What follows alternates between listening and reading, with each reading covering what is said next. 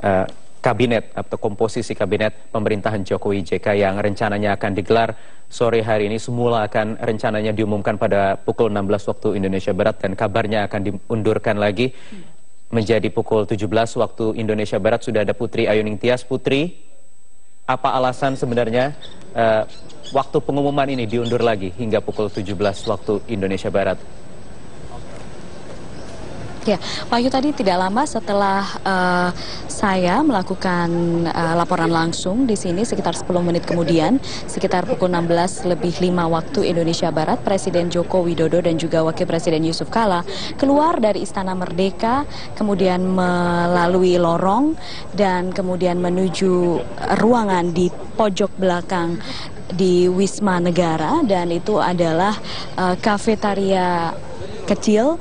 Dan saya mendapatkan informasi bahwa dari teman-teman Pas Pampres di sini menyampaikan mereka saat ini sedang beristirahat sejenak, mereka sedang menikmati hidangan atau snack sederhana. Tapi tidak lama lagi sepertinya memang saat ini semua sebagian besar Pas Pampres sudah kembali bergerak ke menuju halaman tengah yang berada di belakang Istana Merdeka. Sepertinya memang tidak lama lagi Presiden Joko Widodo dan Wakil Presiden Yusuf Kala akan mengumumkan susunan kabinet Trisakti yang akan bertugas 5 tahun ke depan sampai tahun 2019. Kami akan sekarang menyampaikan sedikit banyak sekali yang sudah beredar nama-namanya, tapi dari informasi terkini yang kami dapat ada susunan kabinet Trisakti, diantaranya yang pasti ada 4 kementerian koordinasi, yakni Menko Kemaritiman akan dijabat oleh Indroyono Susilo, saat ini bertugas sebagai Dirjen Food and Agriculture Organization di PBB, Perserikatan Bangsa-Bangsa. Kemudian ada Menko Politik Hukum dan Keamanan, yakni Laksamana Purnawirawan TNI Tejo Edi Purdianto, sebelumnya menjabat sebagai Kepala Staf Angkatan Laut sebelum Agus Suhartono. Kemudian ada juga Menko Perekonomian Sofyan Jalil. Sofyan Jalil sebelumnya pernah menjabat sebagai Menteri BUMN dan juga Menkominfo pada masa pemerintahan Presiden Susilo Bambang Yudhoyono yang pertama, jadi di Kabinet Indonesia Bersatu Jilid 1. Kemudian ada Menko Pembangunan Manusia dan Kebudayaan, yakni Puan Maharani. Puan Maharani di sini putri mantan Presiden Megawati Soekarno Putri dan merupakan menteri termuda dalam kabinet ini.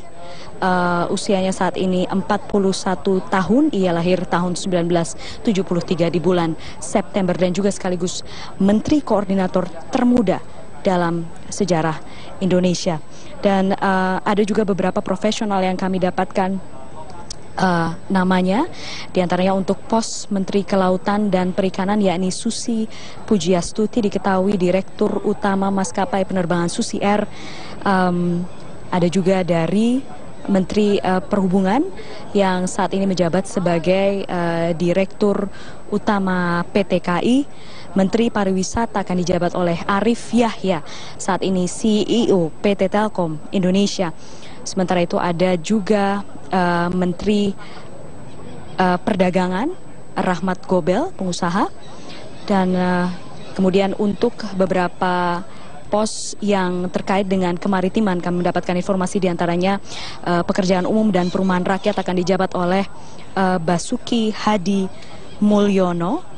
Dan juga sementara itu menteri, kami mendapatkan data untuk menteri yang tertua adalah Menteri Kesehatan, yakni Nila F. Muluk. Sebelumnya memang Ibu Nila Muluk sempat namanya muncul beberapa kali menjadi kandidat menteri dalam Kabinet Indonesia Bersatu Jilid 1 ataupun 2. Tapi saat ini kami mendapatkan informasi ya positif akan menjabat sebagai Menteri Kesehatan.